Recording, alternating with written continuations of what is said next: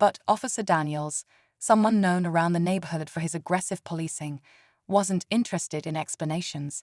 His eyes were filled with something else. Without warning, he grabbed her wrist. Jasmine gasped, cradling her belly with her free hand. "I'm pregnant," she pleaded, her voice shaking. "Please, what's going on?" Instead of answering, he yanked her arms behind her back, locking the cuffs tighter than necessary. A crowd started gathering, phones recording, voices rising in protest. "She didn't do anything," someone shouted, but Officer Daniels didn't stop. And just when it seemed like things couldn't get worse, Jasmine felt a sharp pain in her stomach, a pain that made her knees buckle. The crowd's murmurs turned into shouts. And in that moment, everyone watching knew this was about to take a turn no one expected. The pain shot through Jasmine's body like a warning, but Officer Daniels didn't seem to care. He kept his grit firm, as if she wasn't a scared teenager carrying a life inside her. The people watching grew louder, their voices filled with anger and concern. A woman in the crowd rushed forward, trying to reason with the officer. "She's pregnant. You can't do this." Daniels barely spared her a glance. "Step back," he barked, his hand hovering over his holster. The woman hesitated, torn between fear and the urge to help. Jasmine struggled to breathe, her heart pounding in her ears. How did this even happen? Just minutes ago, she was focused on getting home safely. Now, she was in cuffs, her body shaking, pain building in her stomach. She tried to stay calm, but every second that passed made it harder. Then, another officer arrived, a younger one, Officer Reed. His eyes darted between Jasmine and Daniels, clearly unsure about the situation. "What's the charge?" he asked, his voice careful. Daniels scoffed. "Suspicious behavior. Store security said she looked like she was stealing." Jasmine's head snapped up. "That's not true. They never stopped me, never said a word." She was desperate for someone to listen, for someone to see that this wasn't right. Officer Reed hesitated. The tension in the air was thick, and the growing crowd wasn't backing down. Then suddenly, Jasmine's body tensed as another wave of pain hit her. Her breath hitched. Something was really wrong. Jasmine's legs wobbled, her vision blurring as she gasped for air. The pain in her stomach wasn't stopping. It was getting worse. The crowd saw it too. A man stepped forward, his phone still recording. "She needs help. Call an ambulance." But Officer Daniels wasn't listening. He tightened his grip, dragging Jasmine toward the patrol car.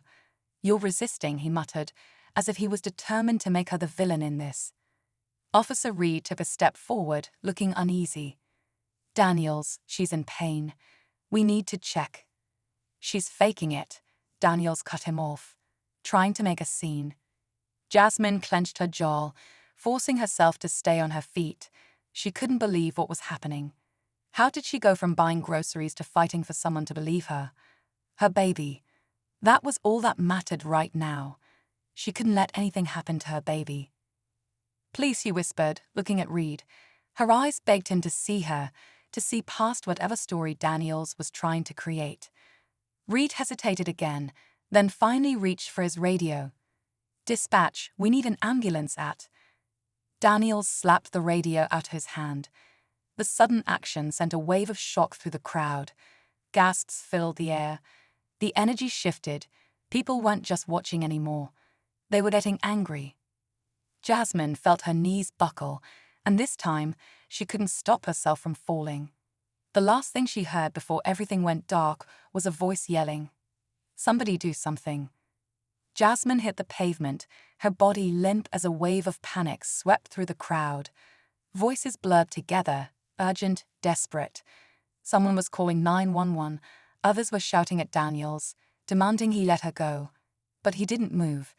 He just stood there, his jaw tight, his eyes scanning the restless faces around him. Officer Reed dropped to his knees beside Jasmine, his hand hovering over her shoulder. "Jasmine." His voice was different now, no longer careful, no longer unsure. It was urgent. "Can you hear me?" She stirred slightly, but her eyes barely opened. A shaky breath left her lips, her hands still clutching her stomach. The pain hadn't stopped. It was worse. So much worse.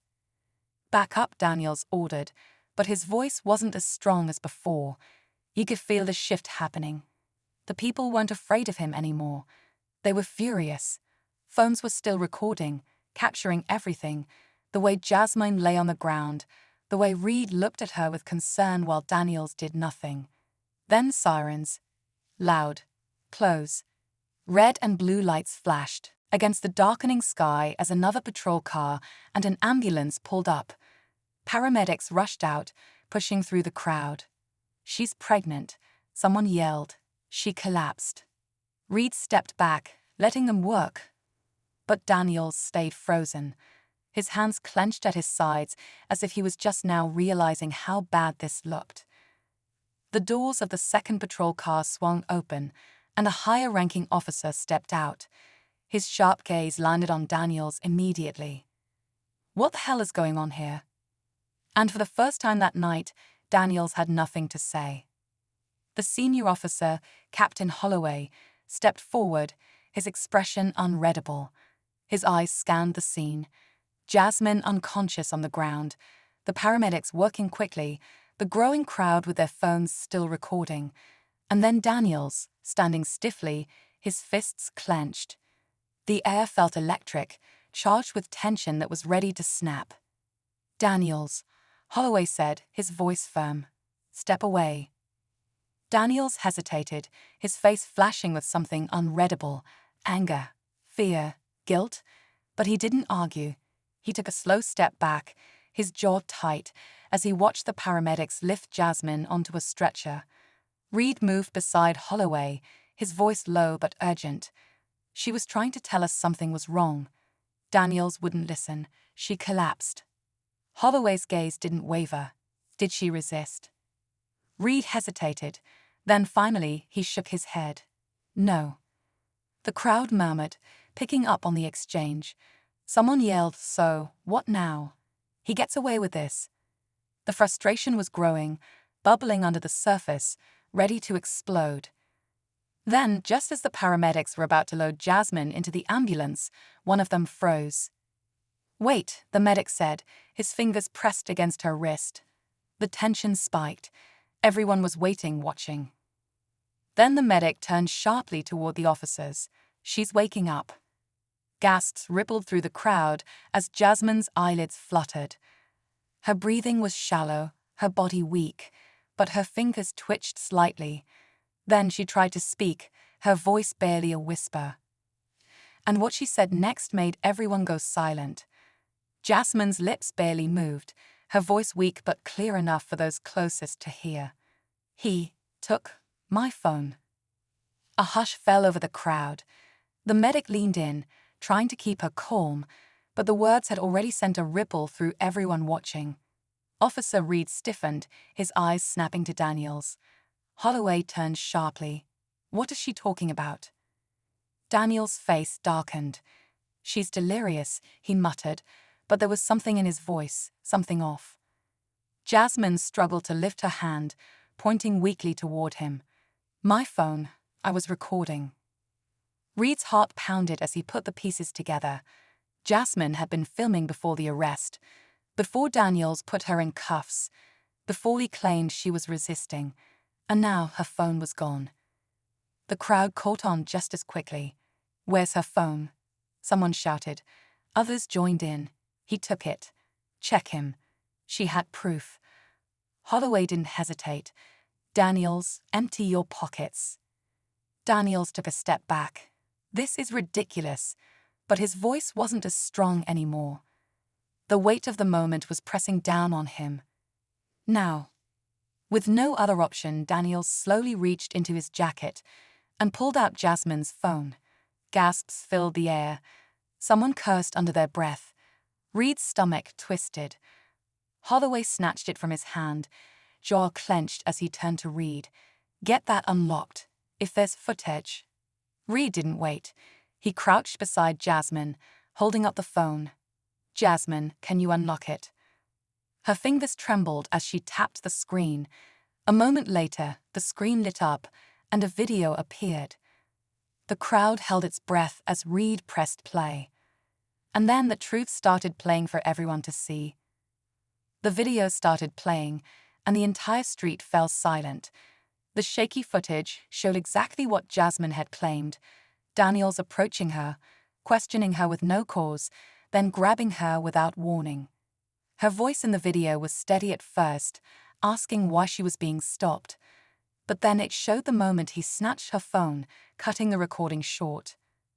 Holloway's face hardened. He didn't need to hear anything else. "Daniels, you're done," he said, his voice sharp. "Hand over your badge." Daniels' face turned pale. Wait. Now? With the weight of the evidence against him, he had no choice. Slowly, he unpinned his badge and placed it in Holloway's hand. The crowd erupted in cheers and relief, but Jasmine barely heard it. Her body was weak, her mind dizzy from everything that had happened. The paramedics finally lifted her into the ambulance, reassuring her that she and her baby would be okay. Officer Reed climbed in beside her. "You did it," he said softly. "You made them see the truth." Tears welled in Jasmine's eyes as she exhaled shakily. "I just want to go home." And finally she would.